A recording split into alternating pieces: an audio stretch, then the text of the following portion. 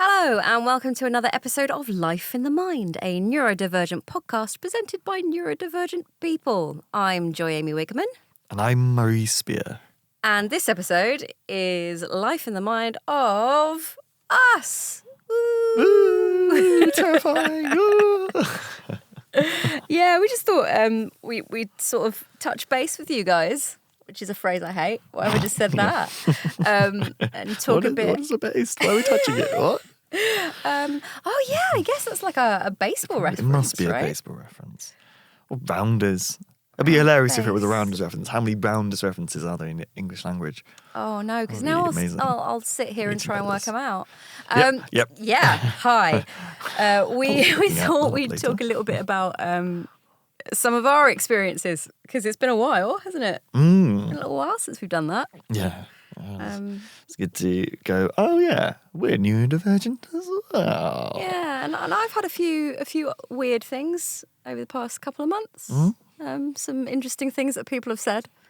Yeah. I'm going to start on a positive one though. Ooh. So I have asked the person's permission whether I can talk about this, so do not worry. So I have a lot of friends who are neurodivergent, but one of my best friends is neurotypical. And we were kind of talking about it, and she said that one of the lovely things about having so many friends who are neurodivergent is it teaches her how to look after herself. So because she's being aware of when her friends might be getting overwhelmed or whether a situation might be difficult for them, and putting in like just natural accessibility for them, it makes her think harder about the way that she treats herself and her own well-being. Yeah. Which I just thought was actually a really nice kind of thing to say, because Yeah. It's a really nice reflection, isn't it? Yeah. It makes sense. I sort of feel like if I'm freaking out at her and being overwhelmed, that my little brain can go, this is actually helping her learn about herself as well. Yeah, well, it's something nice. of if we're around people who are practicing, that one of their practices is good for them, then we can see how that is good, then we're more likely to take it on. Yeah. Yeah. Yeah. Lowest common denominator, raising the bar for everyone kind of thing. So I thought that was really nice, and like I think that's a really good conversation to open up with kind of friends and family who are neurotypical. Like, if you're brave enough, you could ask them like, "What's the best thing about being around somebody who is neurodivergent?" And it's a very brave question to ask, but I bet you get some really interesting answers. Yeah, that's an interesting. I'm now thinking of like, ooh, how can I? How many times can I ask this? The next, just come back with a record of. I asked loads of people about this. Some of them said, "Go away, I don't know you." But no, it's a really. I was at a conference a while ago, and in one of the things that one of the speaker's speeches, talking about some sensory differences and stuff like that. In This various was the diversity studies. conference. Yes. Right. Cool. Yeah. Sorry. No. Yes, it was a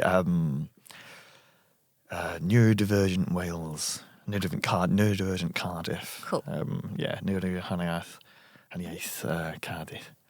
I think that's bad pronunciation, actually. I'm not sure. Anyway, overthinking that. And yeah, one of the things was this idea that kind of just cropped up as a side thing of that speech was the idea that actually if the neurodivergent child was more calm because of how large their energy or presence was in a space, they'd noticed, just as a kind of, it hadn't been measured, but it'd been like, oh, this is an interesting thing, that affected the energy of the rest of the people in the room. Ooh. Yeah, so it was a really interesting thought of, because I know that I have big emotions, Right. and people can, like, especially people who know me, or have any level of empathy, um, can, like, if I'm in a burning emotion time in terms of like radiating it, people can pick up on that, without kind of necessarily realizing what's happening. And I've learned to channel that. So if I make myself calm, actually it can help other people. If I'm comfortable, then actually that helps other people be comfortable.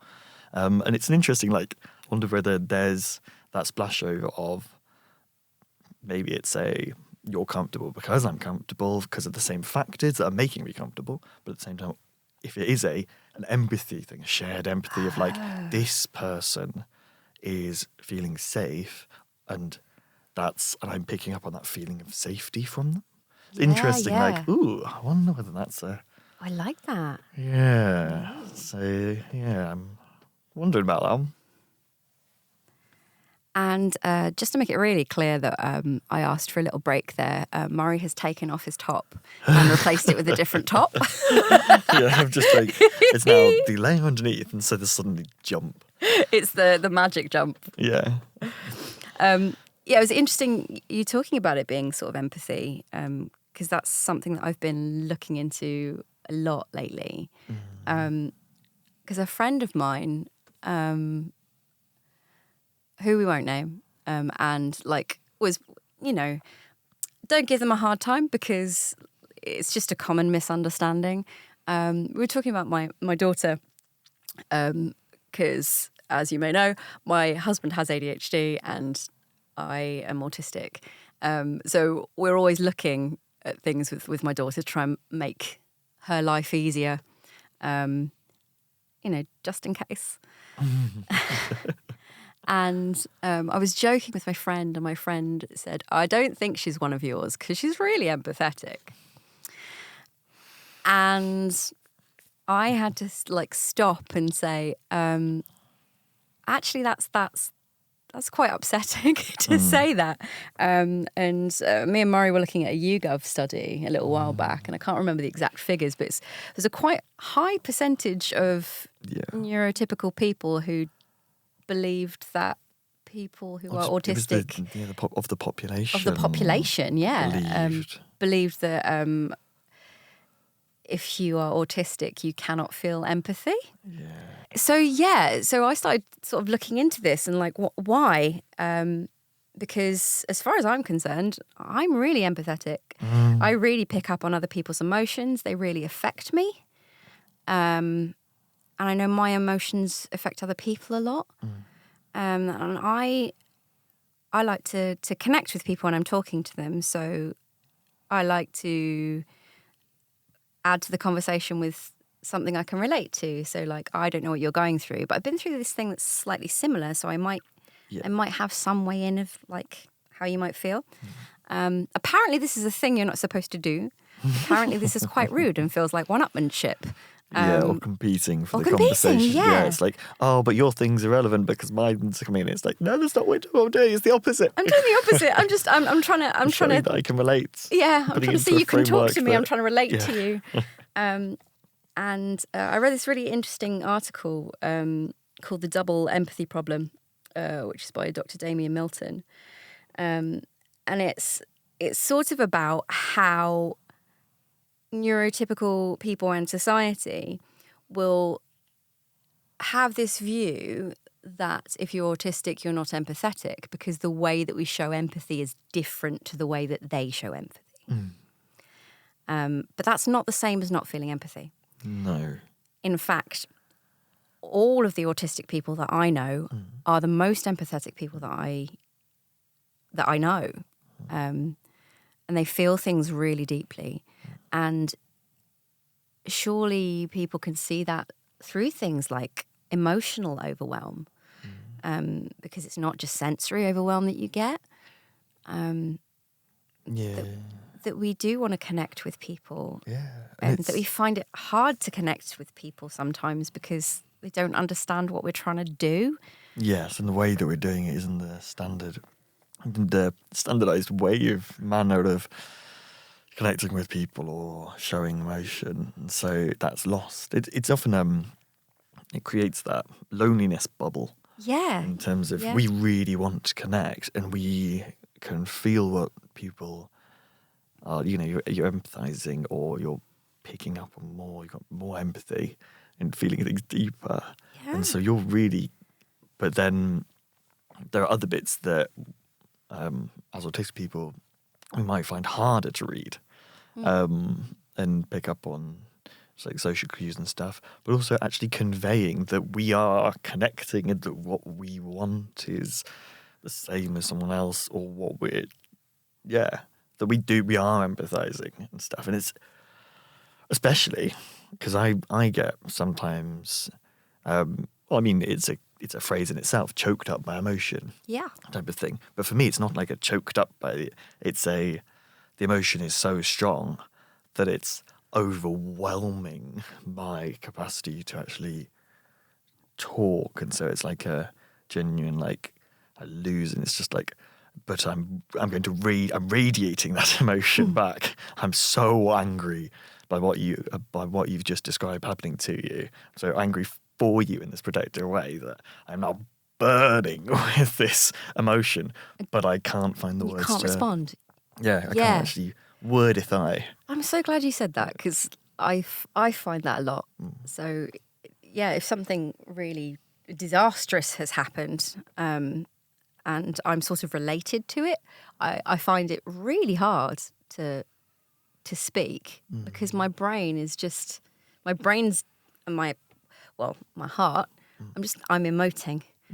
And my whole being is concentrating on emoting, and to get my brain to do something else, like convey, is very difficult.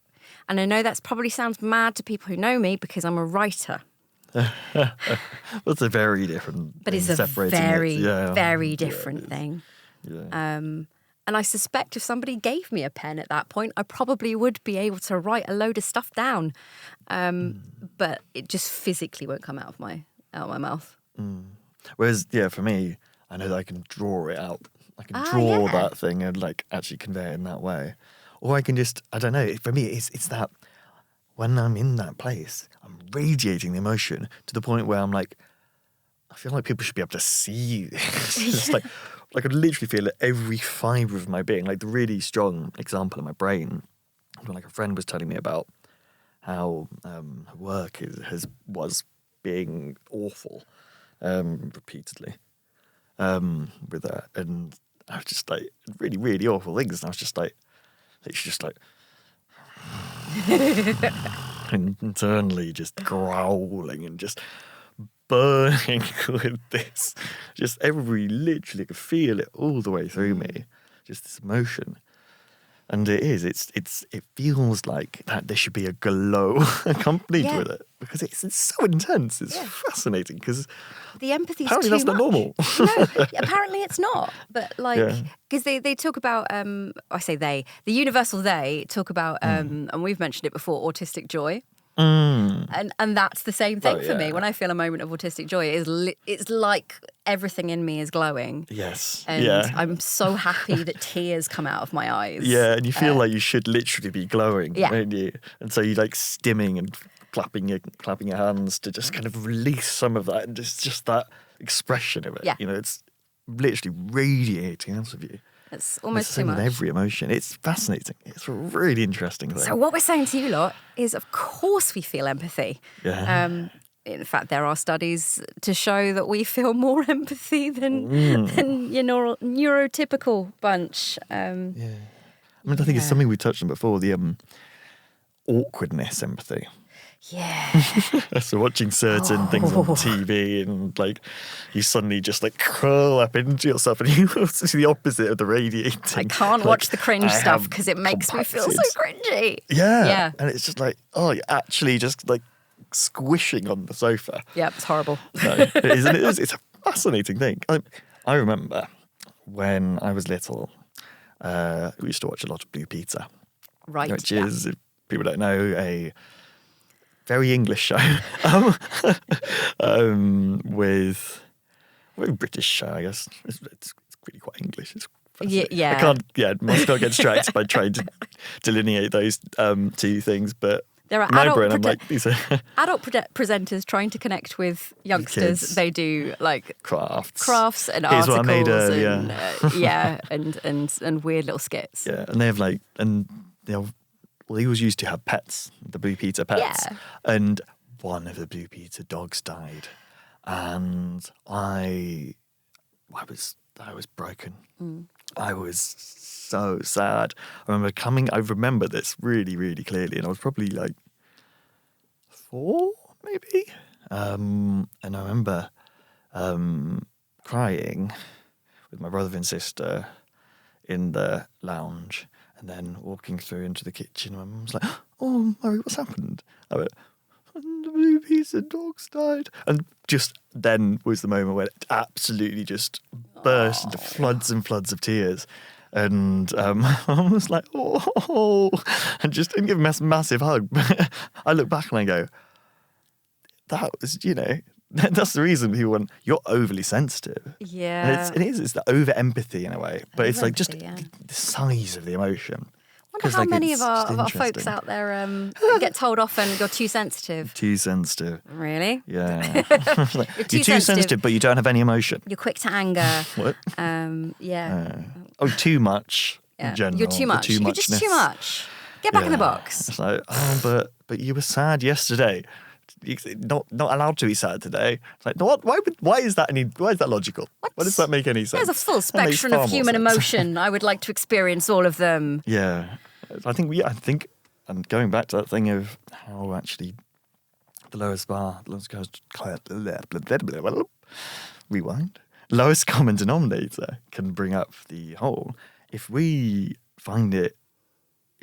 get to that point where we have no kind of choice but to express our emotions, that's a really good thing to, we can then be, oh, look, someone's showing emotion. Maybe this is healthy. Maybe we should show emotion more in healthy ways of just like, oh, I can be angry at something and it's not like you need to be scared of me. Or I can cry, but still have a male body and I can be happy and express it rather than just go, yes, that was decent. It was rather okay, but it could do better.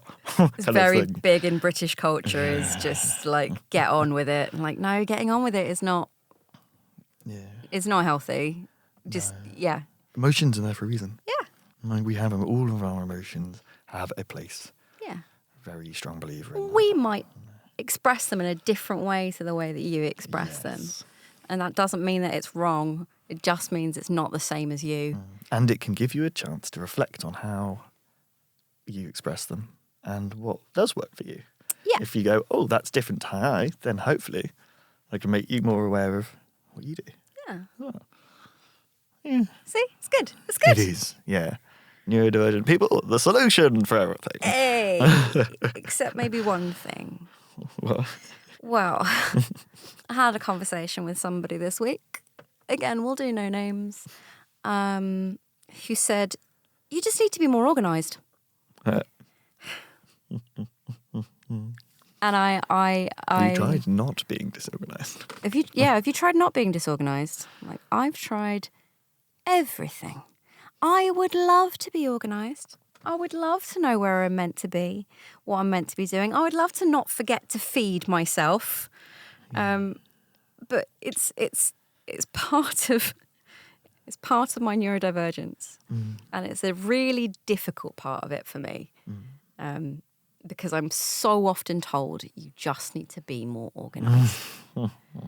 How can I be more organised? I've tried all of the apps. I've tried doing it on paper. I've tried setting alarms. It just doesn't work that way. I just don't work that way. No. Yeah, and that's where we have all those. We still have those eternal individualities within neurodivergence. Because I'm like, I'm really good at being organised, but it doesn't actually make much difference to various other things because I've got so much information in my brain, and that then overwhelms, and it's like, where do I put all of these things? And then that splashes out into physical realities, which then looks like disorganization. But it's such that I know where everything is, and I know everything I'm meant to be doing, but I also know everything that's happening in the world. I mean, obviously hyperbole, but like, yeah, it's interesting, just all these nuances. Yeah. Yeah. Something someone said to me when I said about we've got a neurodivergent podcast about validating lived experience in neurodivergence, and it's great. The whole team's neurodivergent, and then I was like, yeah, sometimes we just don't get things done. We try. It's like we definitely sometimes it's just harder to do things, but other times we get so much done in a very short period of time. We'll have like a 2-hour meeting and be like, hey, that's about 2 months worth of work there. Yeah. It is rather fascinating to reflect on. It is. It is. And it's all very different. I think that was one of the points of the podcast was to show how different everybody is. And you can't lump us all into the same very limited diagnostic list. Yeah, it's like you've met one neurodivergent person. You've met them all. One neurodivergent person, kind of thing. Yeah, it's yeah. Like, you've met one, so you've met that one. That's not like they're diagnostic criteria, but there's so much. Yeah, there's still that infinite individuality of humanity. It's always a factor. Always a factor. Well. Unless you've got anything else to add for this week. No, I think we're quite good. Yeah. I think we're good. Basically, we used this episode just to have a little rant about stuff. Yeah. An excited rant or an angry rant. Yeah, because we're coming to the end of our first season. Yeah. And so we thought we'd check back in with our neurodivergent lives. Yeah. That sounds like a ITV show, doesn't it? Our Neurodivergent Lives. Neurodivergent. Welcome back to Our Neurodivergent Lives. This week, has had trouble with the vans in the supermarket. Also, if you're watching this on YouTube rather than just listening to it, you'll notice that Murray had started swinging on his chair, and I've automatically started swinging on my chair in time with Murray. Yeah. We'll have a musical episode at some point where we just start dancing by the end of it. Don't even. I'm like, no, I mean we could 100% do that. Yeah, we could 100% do that. Yeah. Cool. Okay. Well, don't forget to. We pre-record all that stuff, so I don't even have to say it. Get in touch.